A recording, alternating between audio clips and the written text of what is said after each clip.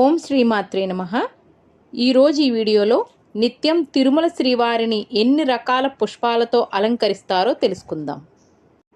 ఆనందరూపుడు, అనంత కోటి భక్త రక్షకుడు, కోరిన కోర్కెలు తీర్చే కోనేటి రాయుడు శ్రీ తిరుమల వెంకటేశ్వర స్వామి అలంకరణ అంటే భక్తులకు ఎంతో ఇష్టం.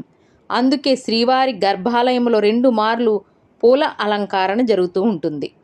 ఆ పూల అలంకార సేవనే తోమాల సేవ అంటారు. శ్రీవారికి సువాసన వెదజల్లే పుష్పాలంటే ఎంతో ఇష్టం.